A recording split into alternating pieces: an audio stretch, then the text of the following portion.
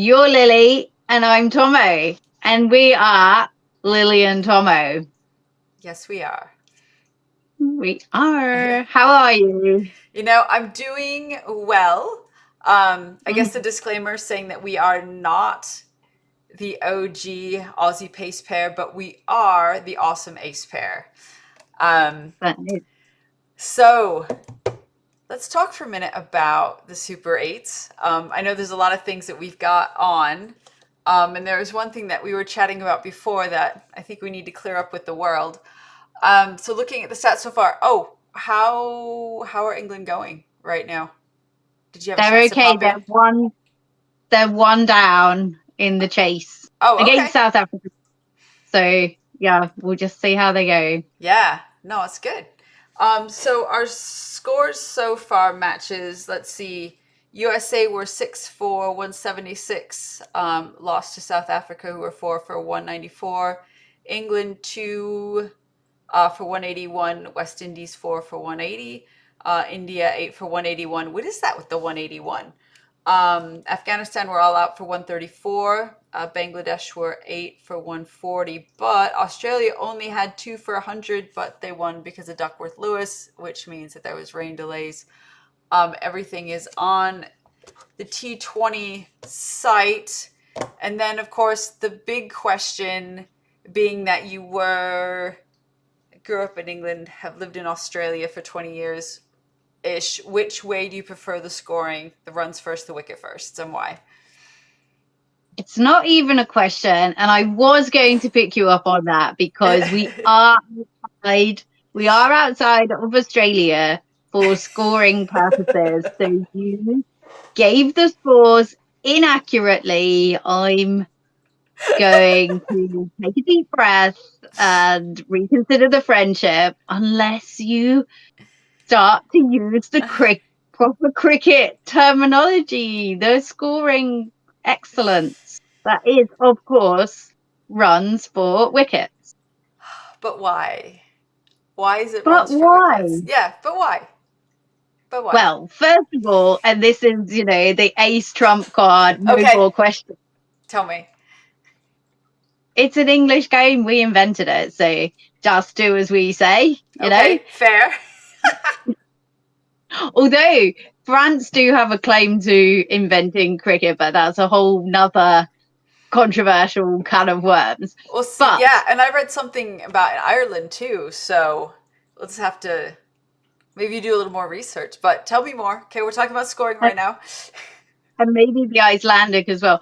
There But um yeah, so I mean that's just case closed. But in the interest of a discussion, I'm not going to Okay. call it a healthy one.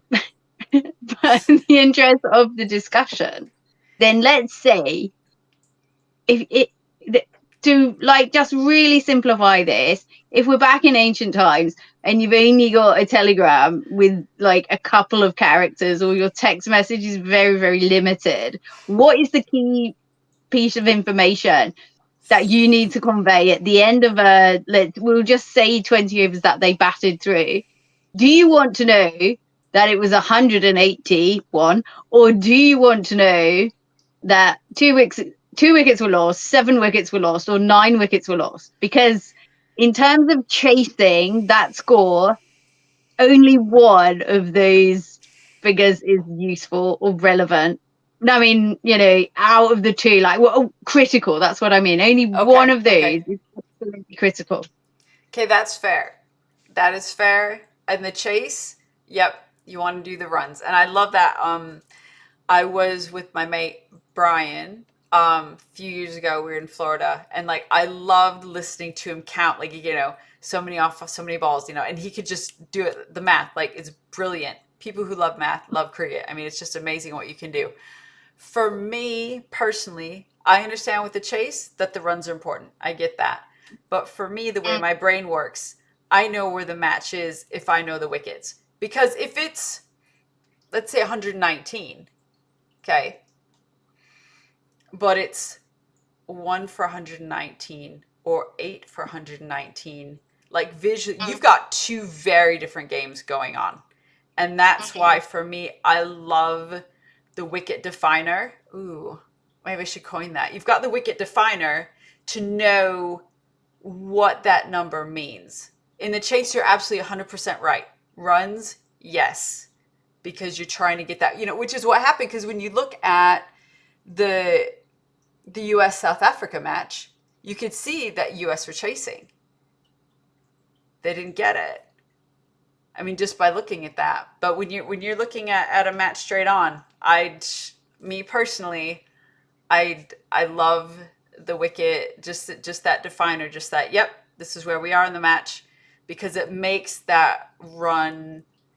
It just defines where we are, and it's a more, I don't want to say important number, but for me it is. And I guess sadly for conventional cricket lovers, because of what it is that I'm doing, I feel very strongly about wicket first, and I potentially could teach it that way, and no one could actually stop me. So we'll just see how that goes. But I will take that piece of information, and I will mull it over as I'm teaching. But it's amazing to be like, yeah, I could teach it the Australian way, because no one's come to Oz and said, sorry, mate, you got to do it the other way. No. Where did I learn how to score? In Australia. The number of wickets lost is only important in relation to the score. It's so good, though. It gives that holistic view. I'm very passionate about that for whatever reason. I don't know why. Maybe it's just from the scorer's point of view. I don't know, but I love wickets. You're a bowler. What do you mean you don't love wickets? Come on, mate. I love wickets, but I particularly love wickets in the context of restricting people. Do you know what? I am going to license you to use that scoring, the 3 for X, only in Australia. Oh, that's it? Look at, she's like, I'm putting terms on our friendship right now, and this is what it looks like. It comes down to, it's like, are we going to break up after our third podcast because we can't decide over wickets and runs? I know. I mean, sometimes in relationships, you need to have these conversations. And I feel maybe we were both just not willing to have that tough conversation before. And, it's got us into this real situation. And I would just like to say, for anybody out there at this point, please don't make this mistake. Please learn from us. It's a learning opportunity. Before you get too emotionally involved with someone, find out their preference for runs or wickets first.